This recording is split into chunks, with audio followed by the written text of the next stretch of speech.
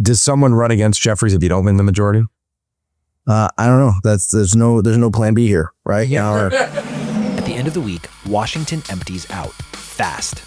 Lawmakers, staffers, they're all heading home. But not before they stop here.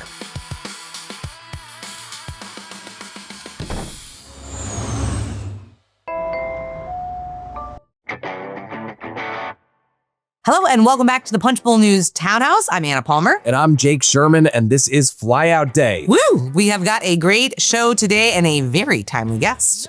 Pete Aguilar, who is the number 3 House Democrat from California. Part of the new generation, not so new anymore, but the new generation of House Democratic leaders. Also critical for what's going on this week, sits in the Appropriations Committee, which is important because government funding is in the mix this week, and it's a hot time for spending money. Capitol Hill. That is true. Afterwards, we've got an all-star panel, our very own Heather Caygle, as well as CNN's Sarah Ferris. But first, a word from our sponsor, American Petroleum Institute. Energy is all around us. It's how we build and grow. But energy demand is rising. What we build today will help secure a more affordable, reliable future with enough oil and gas for years to come. Welcome to Flyout Day, Chairman Pete Aguilar. It's been a classic chaotic House week, so we appreciate you taking the time. Good to be here. Okay, so this is a Dodger-free zone. This is, if you come in this room, as soon as you cross the threshold, you have to like the Nationals. So I appreciate, listen, I'm all for, the Nationals beat the Dodgers the last time it was a high stakes game. So I'm happy with that. So Anna, now you can get into real things. Great. I'm glad we can get back to, that's the why you are here. I'll let him have that point, by the way. It's okay. Don't argue. It is what it is. All right. Well, let's start with Homeland Security funding bill and ICE concerns. On Wednesday, your leadership came out against the bill to fund the Department of Homeland Security during your caucus meeting. How hard are you whipping the vote on this, or is this kind of a classic vote of conscience?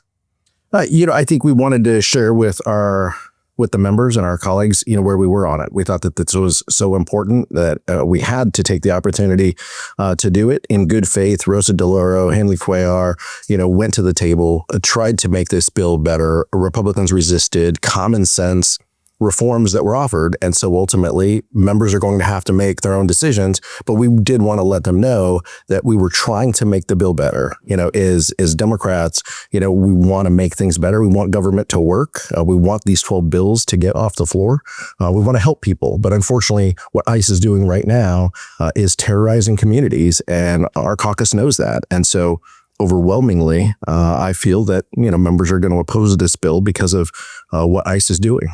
But there may be some members who support the bill, and that's completely fine. Yeah, that's my question. I mean, there will be members, I think, who support the bill. I don't know how many. By the time this comes out, we will know how many, so I won't get into much to that. There will be people in the Twitter X sphere and the chattering sphere who say, look at these 10 or however many it is Democrats who voted for this thing. Like, they're not standing up for Trump. If Democrats vote for this, how could we trust them?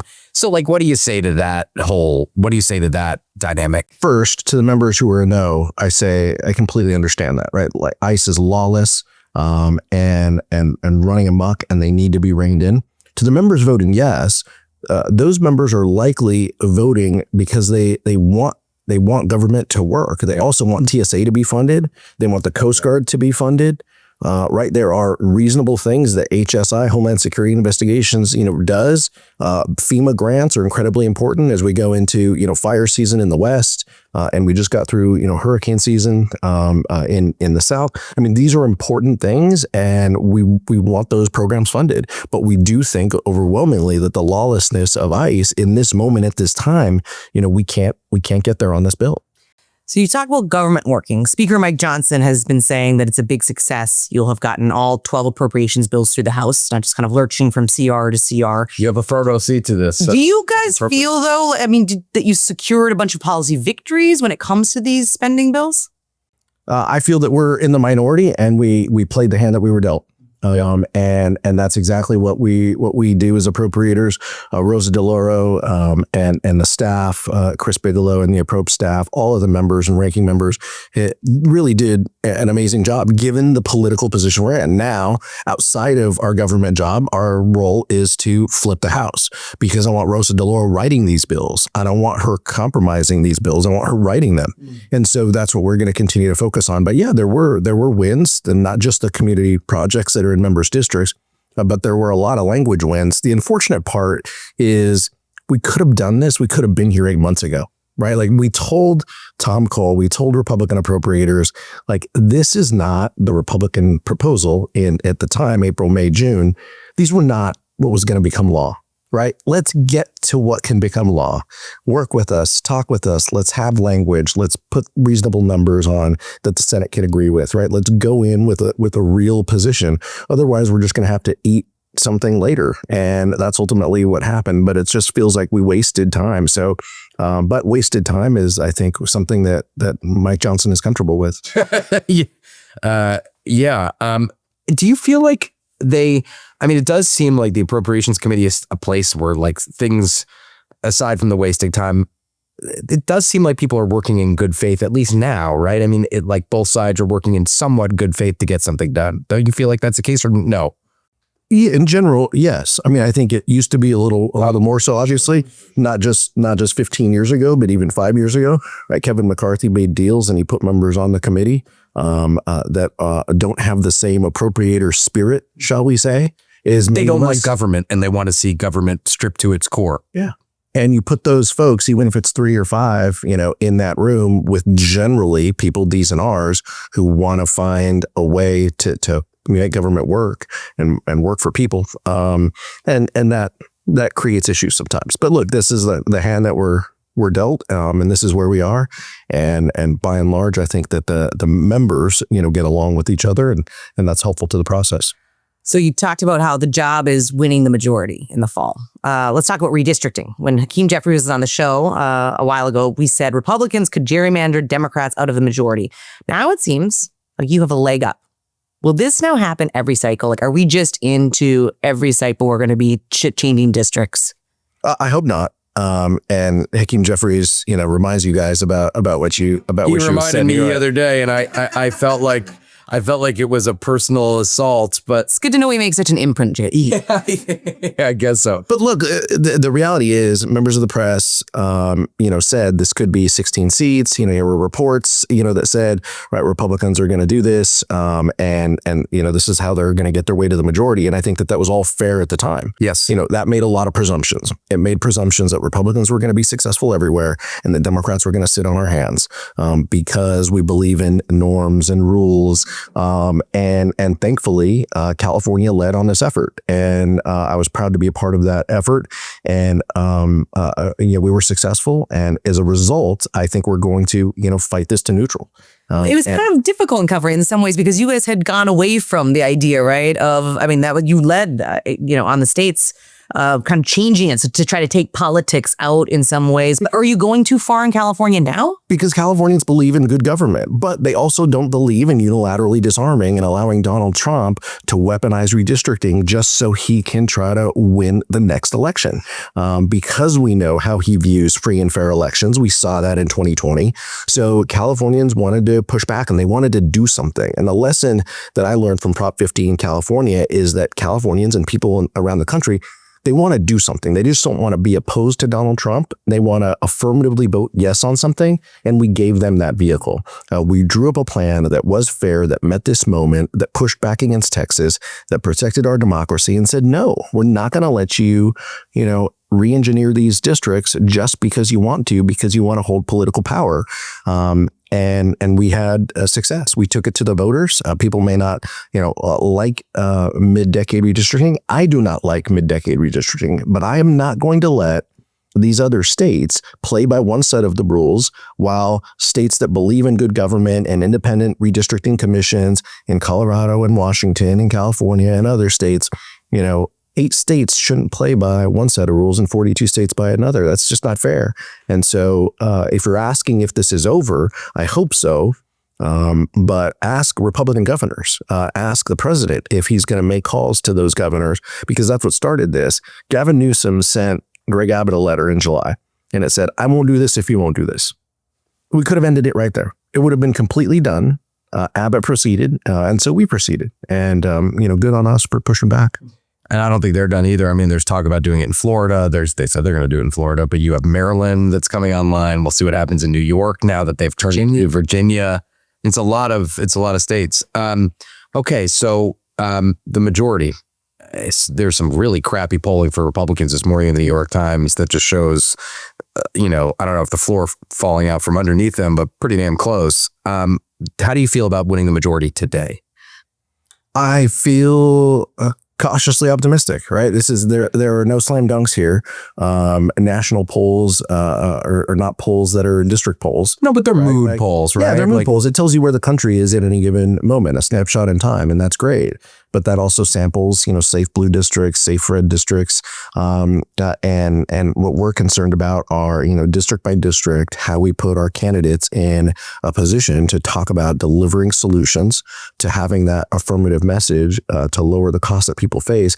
Those are the things that are going to win. But look, I don't take this lightly. Some of these, Republicans in these tougher seats, like they're battle tested, right? They are tough candidates. They're tough opponents. They've communicated time and time again to their district. Our job is to maximize the national mood, to talk about their record on cutting healthcare and cutting programs in their communities, and say why our candidates are going to do better. How many seats do you pick up? Enough for Hakeem Jeffries to be speaker. What's okay? If you don't want to give a number, most surprising potential pickup. Like where are people not watching that you think there's potentially on the ground movement? Look, I think Texas is interesting, right? Like whether they gerrymandered or whether they dummy mandered is going to be interesting. They're making a lot of presumptions on Latino turnout for Trump that I'm just not sure is there. So not only is that helpful to Henry Cuellar and Vicente Gonzalez, but keep an eye on Bobby Polito in Texas 15. Somebody who's has star power in and of himself. People in DC don't know him. He's a Tejano music star and sensation. Yeah. He's but also a sharpshooter. As a hobby, somebody who kind of fits that district. But that's one that is interesting and worth watching, and really pushes back against this narrative that Republicans are pushing about the Latino vote writ large and nationally. I remember back in 2017, 2018, when we wrote a book about the Congress at the time, and going over to the DCCC and saying, talking about their strategy during the campaign. And their view was, you don't have to talk about Trump because Trump says enough about himself that if you don't like Trump, he's going to make it clear why you don't like him. If you're skeptical about him, he's going to make that clear. So let's focus on other things. But then there's always this push and pull, I think, in Democratic politics between whether it should just be a straight up anti-Trump election, which could work. I mean, it certainly could work in many districts, or whether you go out and you say, affordable, whether you put out a proactive message and there's a lot of votes. And I think you and I would agree on this, that I've been surprised with how many votes some of the Republican endangered members have taken that could have come back to bite them in this fall. I've been shocked by that. So how do you see the election between that push and pull between the anti-Trump and a proactive message? Where do you guys come down? You have to do both. And I'm not going to make, presumptions on every candidate, running in this around the country. Each of these districts is different. Each of these candidates are different. They have to tell their own story. And they have to articulate their why they come to Congress, why they want to do this job.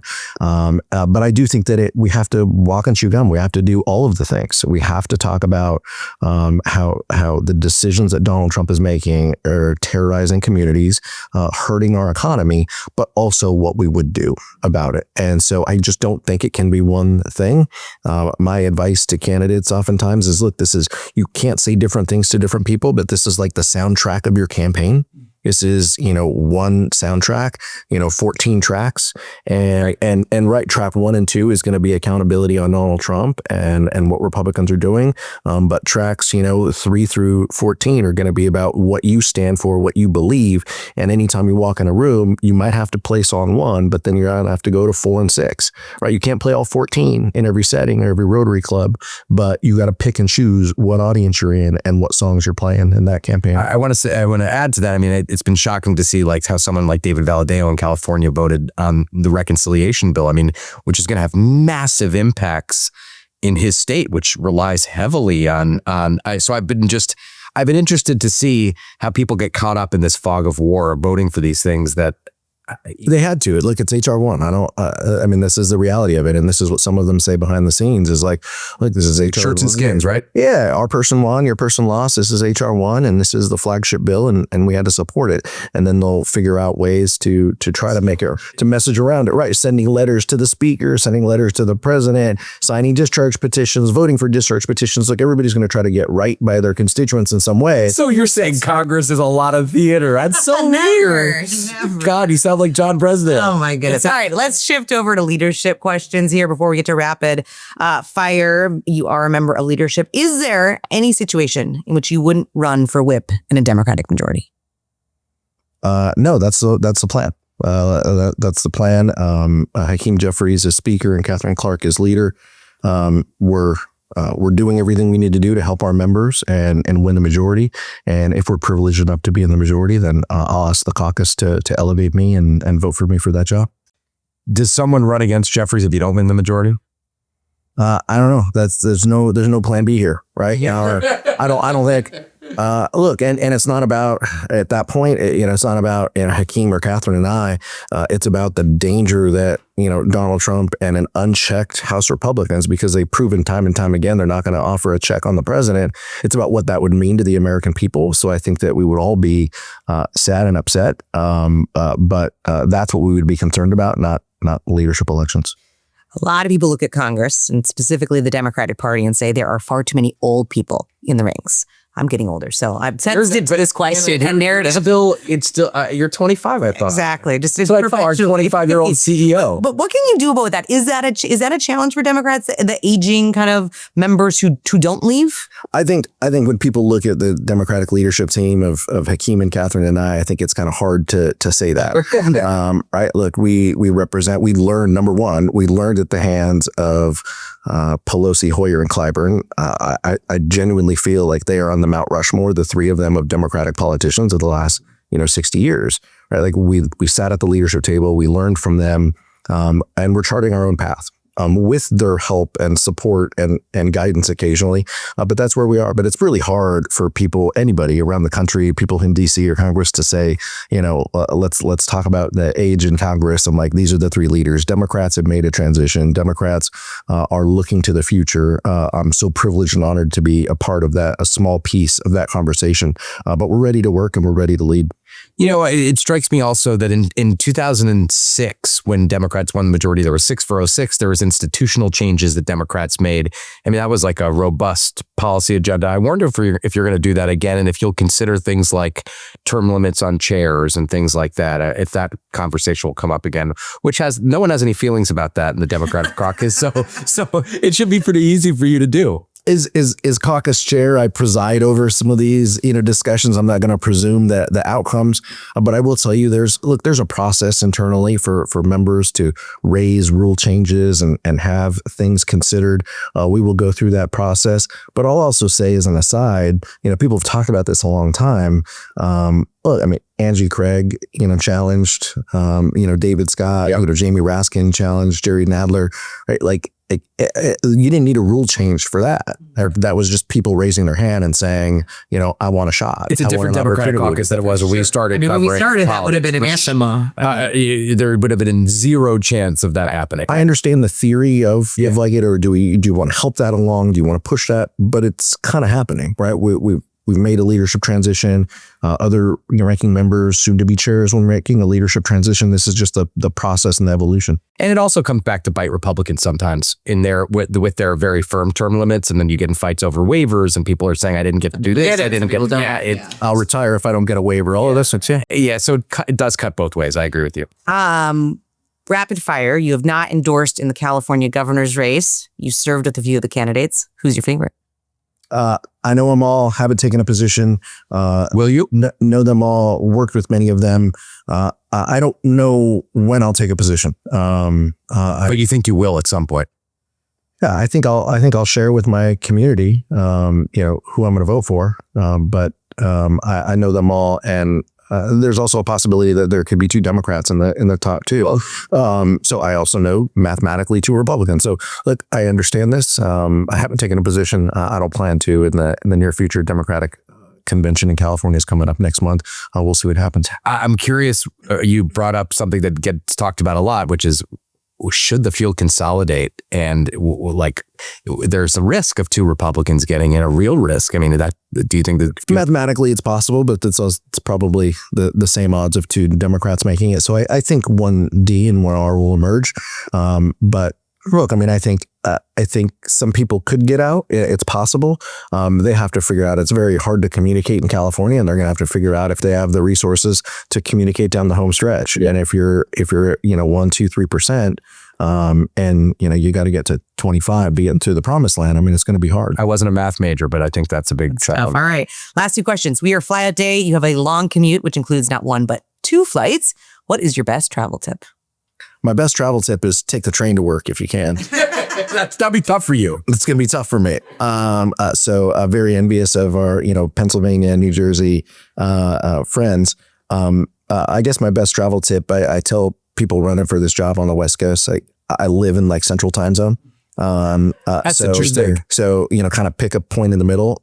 Also on my flights, I try to spend a third playing defense on emails, texts, responding to folks, a third reading something I want to read or longer form, CRS, longer than an article. And then a third of the time for myself, watching a Netflix show, my fantasy football team, whatever, do something for you.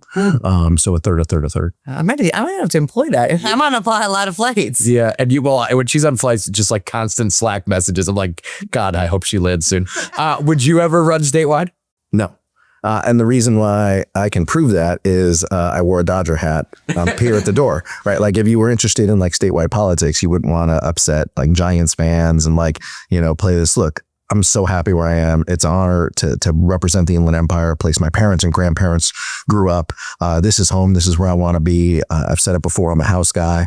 This is where I want to be. It's a big state, and I don't have any interest in representing the state, but I want to play a difference in the state of California at this level.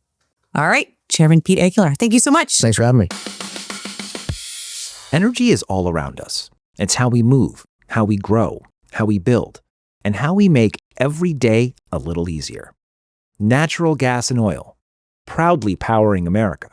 But energy demand is growing. What we build today will help secure a more affordable and more reliable future with enough energy to go around for years to come. And we are back to break that conversation down with our very good friends, Sarah Ferris of CNN and Heather Caygle of Punchbowl News, both back again. I actually thought this was very fitting because the last time you were here, we had Hakeem Jeffries on. So second Democratic leader, you all cover them a lot. Let's talk about what we heard from Chairman Aguilar about the appropriations process. Sarah, top takeaways. So I think what's really notable here is that the Democratic leaders are really trying to straddle the line here. They feel like they got a lot of wins out of this appropriations process. They did actually get some guardrails on some of these bills. It's a little bit wonky for, the base to really care about, but they're forcing the Trump administration to spend money in the labor H bill, to spend money in the transportation bill. This is the way it's written. And they've been trying to get these policies into the bill for a really long time. The Republicans have finally relented. They're not going super deep in the cut. So top line, Jeffries and his team are really happy with this. Aguilar he and Jeffries and Catherine Clark have said they're all going to oppose this bill, the DHS bill, not the rest of the package. So they did split that up. So that's going to be possible for them. But obviously, folks also know that a CR, doing a stopgap bill gives more power to the Trump administration, something that's also a little complicated to explain to the base. But you're trying to say, we wanted these ICE protections, but we also don't want to have a CR and a shutdown. They also don't want to have a shutdown on immigration. That's not a winning issue for Democrats. So you kind of saw that in his responses, I think. Heather, I'll put this to you because I had a conversation with the House Democratic leadership person yesterday or the day before who was really chafing at the idea that this is some big accomplishment for Johnson, that Mike Johnson, Speaker of the House, that he was able to get 12 appropriations bills. This person's point was that is what happens when you come our way. Which is basically what Aguilar said. Yeah. Like he didn't really want to crow as much as I think he probably should crow, because like if you look at where this bill ended up, I guess the big success for both Johnson and Jeffries and Rosa DeLauro and Tom Cole is they were able to keep some of the lunacy out of this bill, right? Right. But I think Aguilar in particular, it's very interesting to have him on this week, especially because he is in a tough spot more than the others. He's in leadership. He's also a longtime appropriator, so he wants to see regular order, but he's also the highest ranking Latino in Congress, right? And so he has a lot of different constituencies to answer for. And I think, as Sarah pointed out, a lot of Democratic voters in particular want to see more accountability on ICE, especially given what's happened in Minneapolis and across the country. It's also very hard to explain to these folks, here's a CR. If we were to do this or try to even push this, they would have no accountability. I don't think most people are just tuned into that. Democrats don't have the political capital to push a shutdown. I think the most interesting thing for me is like, what would have happened if this would have been the crux of the issue in September? You know what I mean? Like, here we are now, they know they can't push it, so they have to put the best spin on it that they can. But he in particular is so interesting. Or had they pushed it into the big, beautiful bill? That's where all this money came from. That's where all the immigration money came from, is reconciliation, not from appropriations. Right. But Sarah, it'll be interesting to see today, and I'm sure you and I will both be watching in the vote. And by the time this airs, we'll know who, but the people who end up voting for this bill, for the DHS spending bill, will be people who cannot go home, for the most part, I'm making a generalization, who cannot go home and have to face ads that said, Congressman Joe, whatever, Smith, there's no Joe Smith, thankfully, voted against funding our border patrol agents, our immigration officials, and Homeland Security. They voted to defund TSA. They voted to defund Homeland Security investigations. That is a tough message. You know who's going to have that message exactly if she doesn't vote for it is Marcy Kaptur, who is running against the former number 2 ICE official. I think I have his title, their title right. So she's one I predict will go for that, along with Mr. Guerra, of course. Yeah. Yes. All right, let's shift gears here a little bit. I'm going to get to a couple other topics. Redistricting, obviously a big success in his eyes for Democrats overperforming. I mean, we were skeptical, I think, for a while that Democrats were going to be able to kind of push back as much as they have when it comes to the Republican efforts here. But he basically just said, I hope not, that this isn't just going to be regular order of kind of changing districts all the time, but no plan for it not to be. I mean, once you've opened this Pandora's box, I don't see how you stop, right? You don't like your political standing, your political mood. Like, why not? Just It does feel like the Wild West, though. Yeah. I mean, we here up on the Hill, there's so many members who hate this, right? And it imperils their districts. They're like, think of the long-term consequences, but both sides, it's just an arms race at this point. And like Aguilar said, he thinks they have mostly neutralized it. I think that remains to be seen. Let's see what Republicans can pull off in Florida, what Democrats do in Virginia. But California was a big help for them, obviously. They've tried to be careful to say, okay, we're only going to go ahead in Virginia if they do something in, wherever. Or if Indiana had passed, they were going to pull the trigger in Illinois. They've been trying to thread that needle of we're only going to do this tit for tat. But of course, that's not going to be possible. You have to make these plans. You can't just wait to see what Florida does and not move forward in Maryland. So, and Westmore is up on the Hill today, meeting with Leader Jeffries to talk about how to do that. And it's kind of interesting, he did say that we assume we, meaning Jake and it, assume Democrats wouldn't do this because Democrats like norms and rules and being Historically, they have. Yeah. And by the way, I still think, notwithstanding of this, the DNA of the Democratic Party is not going to change because they're willing to do this. And you've seen like the state Senate president in Maryland has dragged his feet. Illinois dragged their feet. I mean, there are still several Democratic states who have just said, we're not going there. We're not doing this. I think, though, quickly, this is an issue within the Democratic Party writ large of the Trump administration, the MAGA crew. They do a totally different political playbook than we have ever seen. They do not apply the norms that have long been in Washington. And there are Democrats, especially younger ones, who say, why are we still playing by these old rules? And this is a part of it, right? And it will continue to be a struggle for the party, I think, of where they land on that. We'll have to see if redistricting makes it into H.R. 1 if Democrats win back the majority. Are they going to go there? Probably not. Let's talk about that. He also said that he affirmatively would be running for whip if they do get the majority. But interestingly, didn't kind of comment about what would be the leadership stack if Democrats don't win. Yeah, I think that's interesting. I think they are just wholly focused on winning the majority. And I think there's going to be, Heather and Sarah could probably speak more detailed about this, but I think there's going to be a huge soul-searching moment if they don't win the majority, don't you? Yeah, 100%. I think we've seen Democrats in the caucus give their leadership a lot of runway on this in the past, especially with Pelosi and Hoyer when they really lost a bunch of seats. I don't know if they have that same patience this time around. I think with Aguilar in particular, the most interesting thing is he is one of the few term-limited positions, and he's term-limited as caucus chairman. And so if they don't win the majority, where would he go in the minority? What would he do? Maybe Sarah has ideas. Well, and they get along. I mean, this is such a different dynamic than the Pelosi Hoyer, where they were always kind of back of the napkin math, trying to figure out could they oust each other and move up. I mean, it would be a pretty big move for him to try to challenge a Catherine Clark or something. Yeah, absolutely. I don't see that happening. But another thing to keep in mind, like as we think about who would possibly try to become a leader if the Democrats don't win the House, I think about the makeup of the Black Caucus, the makeup of the Hispanic Caucus, of the Progressive Caucus is rapidly changing with all of these new members. There's not the same, the whole Black Caucus is going to go behind one member. That's not going to exist if they don't win, and as this keeps going. So I think it's hard to predict where there might be a buildup of tension that leads to that kind of a challenge, because we don't know it yet. We don't see it yet, and it's not going to come from the traditional sources. And they're not going to be able to just lock up a block of voters like that and say we have the support. So I think things could get really, really messy and really nasty if that happens. All right, we're going to close it out here with our favorite segment. Well, mine anyway. That's Not Gonna Fly. Heather, kick us off. Yeah, I want to start with a great item that Jake and Andrew had in this morning's AM edition, which is about the long-needed security upgrades to the Hart Senate office building. They have been planned since basically right after 9/11, but several senators who have offices in Hart were not told during the suite selection process at the beginning of this Congress. So in true parochial fashion, they banded together to have these security upgrades delayed until at least the end of this year so they can keep their cozy offices and not be interrupted.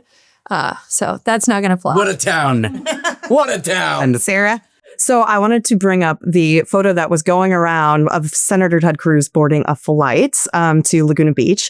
I want to clarify and say that he will be back in Texas by the time the storm hits in Texas. But this has just been shared all over by staffers. I've been hearing about this so much. There's a funny tweet that said he's basically become a predictor. He's like the Groundhog Day. He's the groundhog of the storms, because when obviously, so there's this massive storm about to hit, pretty much everywhere in the continental U.S. Not here. I don't buy it. And so him being seen on the plane drew a lot of criticism, because last year, 2025, when those deadly floods hit, he happened to be in vacation in Greece. He had to return. In 2021, there was another massive snowstorm and he was in Cancun, and this has just become he tries to plan his vacation and something major happens, and so bad luck this dude's got.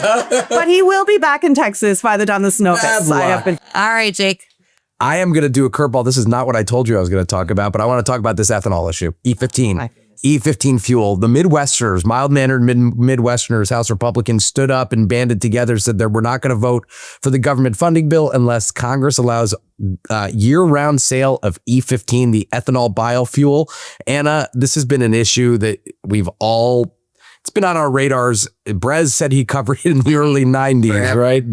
This is a big thing for farm country, and a big thing opposed by people with big oil and gas presence in their states. So Texas, Louisiana, Oklahoma, of course, House Appropriations Chair Tom Cole is from Oklahoma, and the leadership is from Louisiana. So it's funny how that works. What's not going to fly is that they stood up and they said they weren't going to vote for it, and then they settled for a commission that is going to come to a deal by February 25th. Let's say they do come to a deal by February 25th. Is it going to pass the Senate? Is it going to get 60 votes in the Senate? So I don't know. I don't want to say they are folding. They are known to fold. Known to fold, as Haley has coined early on. But come on. All right, mine's quick. This snowstorm, man. People are already canceling things next week. I'm from North Dakota. Give me a break. That is it. Short and sweet. All right, we are going to leave it there. Thank you both so much for joining us today. Thanks, guys. This is fun. What a fun show, Jake. Really was very newsy. We had the chairman, Pete Aguilar, talking all kinds of things today, as well as a great guest with Sarah and Heather. Launching his whip race. You heard in it. the House Majority Whip if Democrats take back the majority. Anna, here's my question. The House is not sending the Senate a CR. So they're passing the last 4 funding bills and they're getting out of town. Can the Senate make it back next week to pass the 2 minibuses? I think that would be 6 bills. It's wrapped in one next week if it's snowing ahead of the January 30th deadline. It's not like they've had any warning Yeah, that right. snow may be coming. Because all these senators live here anyhow. So- They don't go home. I'm going to put, let's everybody put on their snow boots and get into. Let's put on your big kid pants here. Exactly. Get your salt, get your shovel, and come to work. No complaints. All right. Thanks so much. Have a great weekend. We appreciate you watching. And we'll see you back here next week for another episode of Fly Out Day.